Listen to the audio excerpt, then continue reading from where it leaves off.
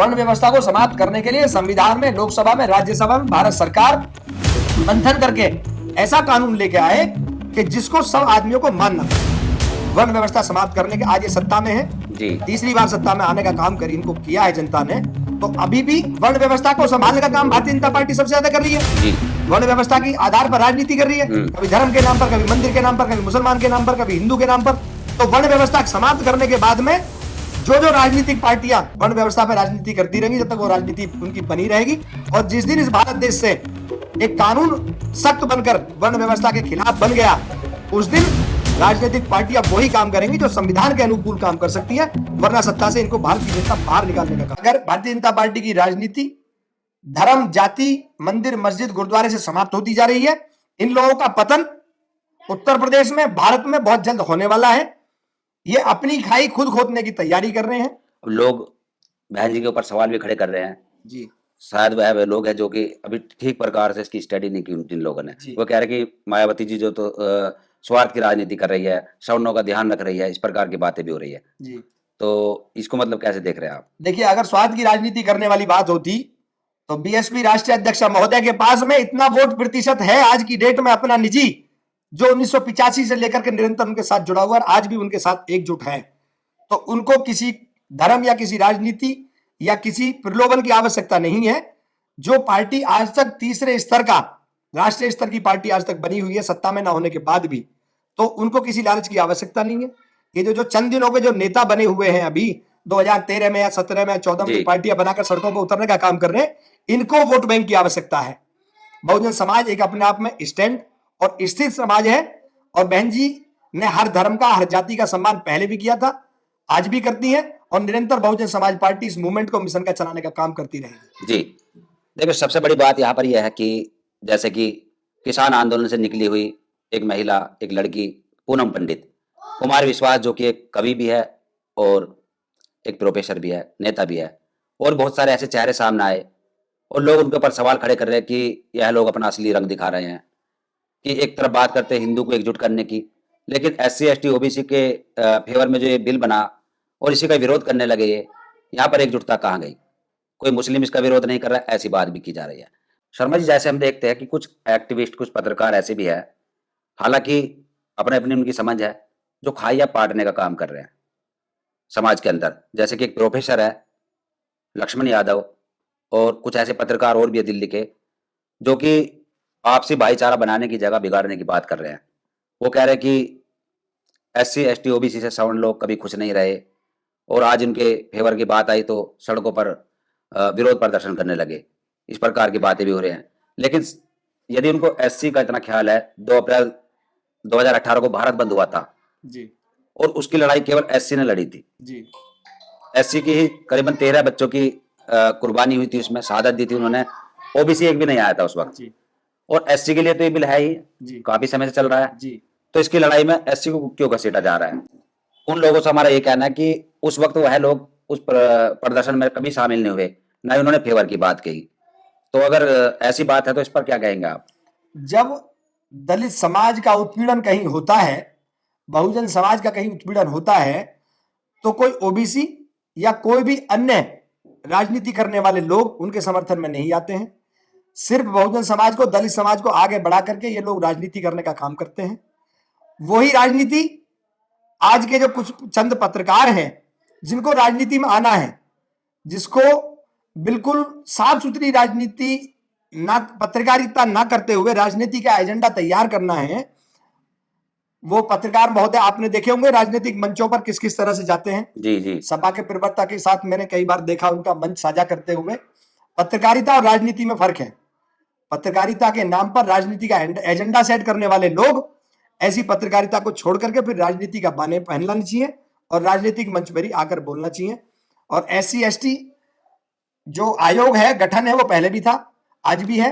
SC ST के नाम पर ये लोग सिर्फ ध्रुवीकरण की राजनीति करने का काम कर रहे हैं। दलितों के हितैषी बनते हैं एक तरफ ये। डॉक्टर बाबा साहब हितैषी बनते हैं, बाबा साहब भीमराव अम्बेडकर के संविधान के नीचे काम करने का काम करते हैं। तो समानता कानून लाने की आग्रह करें ना विपक्षी लोग सभी।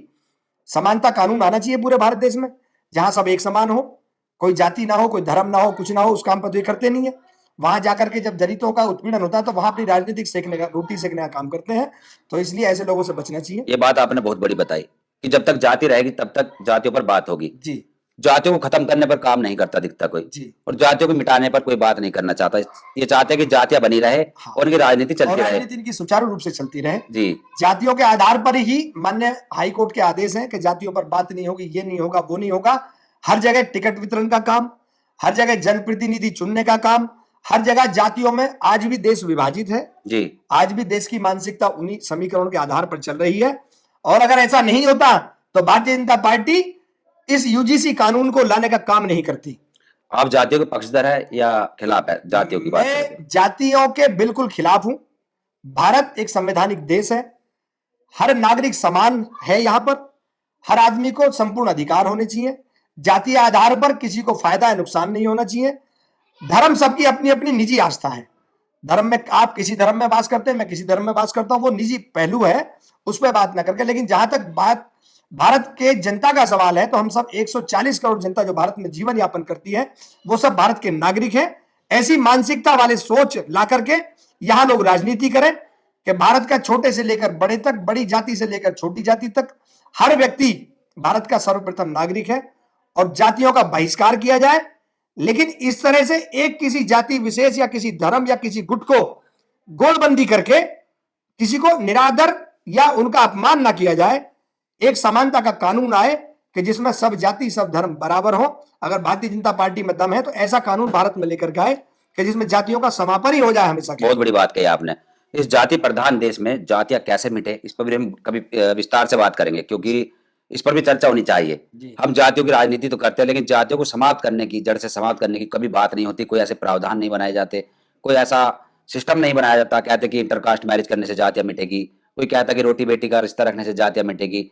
लेकिन असल में जातियां कैसे मिटेगी इस पर भी हम बात करेंगे, जो कि हमें लगता है कि वर्ण व्यवस्था जो है तब जब तक बनी रहेगी धर्मशास्त्रों के अनुसार, वेदों के अनुसार, तब तक शायद जातियां भी बनी रहेगी, क्योंकि वर्ण व्यवस्था के अनुसार ही जातियां बनाई गई। वर्ण व्यवस्था को समाप्त करने के लिए संविधान में, लोकसभा में, राज्यसभा में भारत सरकार मंथन करके ऐसा कानून लेके आए कि जिसको सब आदमियों को मानना पड़े। वर्ण व्यवस्था समाप्त करने के आज ये सत्ता में है, जी तीसरी बार सत्ता में आने का काम कर इनको किया है जनता ने। तो अभी भी वर्ण व्यवस्था को संभालने का काम भारतीय जनता पार्टी सबसे ज्यादा कर रही है। जी वर्ण व्यवस्था की आधार पर राजनीति कर रही है, हम्म। कभी धर्म के नाम पर, कभी मंदिर के नाम पर, कभी मुसलमान के नाम पर, कभी हिंदू के नाम पर। तो वर्ण व्यवस्था समाप्त करने के बाद में जो जो राजनीतिक पार्टियां वर्ण व्यवस्था पर राजनीति करती रहेंगी जब तक वो राजनीति उनकी बनी रहेगी। और जिस दिन इस भारत देश से एक कानून सख्त बनकर वर्ण व्यवस्था के खिलाफ बन गया, उस दिन राजनीतिक पार्टियां वही काम करेंगी जो संविधान के अनुकूल काम कर सकती हैं, वरना सत्ता से इनको भारत की जनता बाहर निकालने का काम और करेगी। तभी हमारा देश विश्व गुरु बन सकता है, तभी विश्व गुरु बन सकता है। वरना देश का विनाश का पतन निश्चित है। जैसे कि अब चल रहा है, जी आपस में लड़ाइयां होनी, आपस में जातीय संघर्ष की भी संभावना बन गई थी। बिल्कुल। एक तरफ नरेंद्र मोदी जी के पुतले फूके गए, उनके पोस्टर पर जूते चप्पलें बजाई गई, इस प्रकार की तस्वीरें सामने आने लगी थी देश के अंदर। और उधर यदि बसपा सुप्रीमो मायावती जी या अन्य और नेता इस मोर्चे को ना संभालते, इस प्रकार की टिप्पणी ना करते और ट्वीट ना करते, तो हो सकता है कि SC ST OBC और जनरल में आपसी संघर्ष हो जाता है। ऐसे भी लग रहा है जातीय संघर्ष होने के चांस बहुत ज्यादा बढ़ गए थे। माननीय सर्वोच्च न्यायालय के इस फैसले का स्वागत करते हैं और जल्दी शीघ्र इन्होंने आकलन करते हुए शीघ्र फैसला ले लिया। तो एक भारत देश जो नफरत की आग की तरफ झुकने का काम जो राजनेता कर रहे थे, वहां से देश को बचा लिया गया। एक बहुत बड़ा भारी नुकसान होने से बच गया और सभी लोग संवैधानिक तरीके से इसको सहर्ष स्वीकार करें और आगे की रणनीति अपनी जीवन की सुचारू रूप से चलाएं। हम लोगों की यही अपील है और यही भारत की जनता से हम आशा करते हैं और निवेदन भी करते हैं। जी बहुत बहुत शुक्रिया। जय हिंद, जय भारत। सबसे बड़ी बात यहाँ पर यह है कि भाईचारा बनाए रखे और जातीय संघर्ष से कभी ना किसी का भला हुआ है और ना ही होगा। यदि देश को विश्व गुरु बनाना है और देश के अंदर भाईचारा कायम रखना है, तो जो कि शर्मा जी ने बताया था हमें कि वर्ण व्यवस्था पर चोट देनी पड़ेगी। सबसे पहले ऐसा कोई कानून बनाया जाए जो कि जातियां ही समाप्त हो जाए, ना रहेगी बांस और ना बजेगी बांसुरी, जो कहावत है। इस पूरे विश्लेषण पर आपका क्या कहना है? कमेंट्स में अपनी राय दे और देखते रहिए बहुजन नचत। धन्यवाद।